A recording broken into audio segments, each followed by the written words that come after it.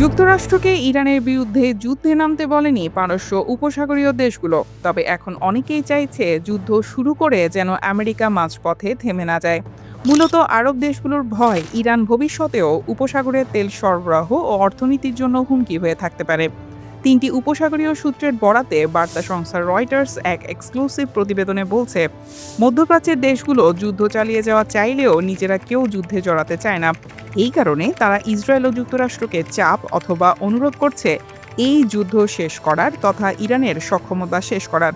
৫ জন পশ্চিমা ও আরব কূটনীতিকের সূত্রের বরাতে রয়টার্স জানিয়েছে, ওয়াশিংটন উপসাগরীয় দেশগুলোর ওপর চাপ দিচ্ছে যেন তারা যুক্তরাষ্ট্র ইসরায়েলের যুদ্ধে যোগ দেয়। তাদের মতে মার্কিন প্রেসিডেন্ট ডোনাল্ড ট্রাম্প এই অভিযানে আঞ্চলিক সমর্থন দেখাতে চান, যাতে আন্তর্জাতিক বৈধতা ও দেশের ভেতরেও সমর্থন বাড়ে।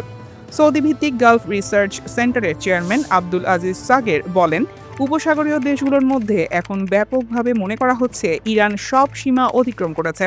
শুরুতে আমরা তাদের পক্ষে কথা বলেছি এবং যুদ্ধের বিরোধিতা করেছি, কিন্তু যখন তারা আমাদের উপর হামলা শুরু করলো তখন তারা শত্রু হয়ে গেছে। ইরান ইতোমধ্যে তার সামরিক সক্ষমতা দেখিয়েছে ৬টি উপসাগরীয় দেশের বিমানবন্দর, বন্দর, তেল স্থাপনা ও বাণিজ্যিক কেন্দ্রে ক্ষেপণাস্ত্র ও ড্রোন হামলা চালিয়েছে। পাশাপাশি হরমুজ প্রণালীতে জাহাজ চলাচল ব্যাহত করেছে, যা বিশ্ব তেলের প্রায় ১/৫ পরিবহনের গুরুত্বপূর্ণ পথ। এই হামলাগুলো উপসাগরীয় দেশগুলোর মধ্যে উদ্বেগ বাড়িয়েছে।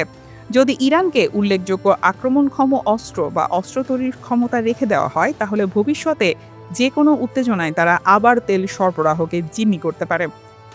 এক উপসাগরীয় সূত্র জানায়, নেতাদের মধ্যে এখন স্পষ্ট ধারণা ট্রাম্পের উচিত ইরানের সামরিক সক্ষমতাকে পুরোপুরি দুর্বল করে দেওয়া, অন্যথায় সবসময় হুমকির মধ্যে থাকতে হবে। ইরানকে দুর্বল না করা হলে তারা পুরো অঞ্চলকে জিম্মি করে রাখতে থাকবে।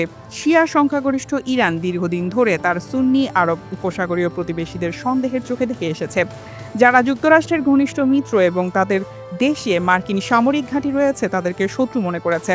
চলমান যুদ্ধে প্রতিবেশী দেশগুলোতে ইরানের হামলা শুধু অবকাঠামোর ক্ষতিই করেনি, বরং তাদের স্থিতিশীলতা ও নিরাপত্তাজনিত ভাবমূর্তিকেও আঘাত করেছে, যার উপর ভিত্তি করে তারা বাণিজ্য ও পর্যটন বাড়ানোর চেষ্টা করছিল এবং তেলের উপর নির্ভরতা কমাতে চাইছিল। আব্দুল আজিজ সাগের বলেন, আমেরিকানরা যদি কাজ শেষ করার আগেই সরে যায় তাহলে আমাদের একাই ইরানের মুখোমুখি হতে হবে। হোয়াইট হাউস জানিয়েছে, ট্রাম্প মধ্যপ্রাচ্যের মিত্রদের সঙ্গে ঘনিষ্ঠ যোগাযোগ রাখছেন। উপসাগরীয় দেশগুলোর মধ্যে শুধুমাত্র সংযুক্ত আরব আমিরাত প্রতিক্রিয়া জানিয়ে বলেছে, তারা কোনো সংঘাতে জড়াতে চায় না, তবে নিজেদের নিরাপত্তা রক্ষায় প্রয়োজনীয় সব ব্যবস্থা নেবে। এদিকে আঞ্চলিক সূত্রগুলো বলছে, কোনো একক উপসাগরীয় দেশের একক সামরিক পদক্ষেপ এখনও বিবেচনায় নেই, কারণ যৌথ পদক্ষেপ না হলে প্রতিশোধের ঝুঁকি বেড়ে যাবে। News desk, দুতিয়াল।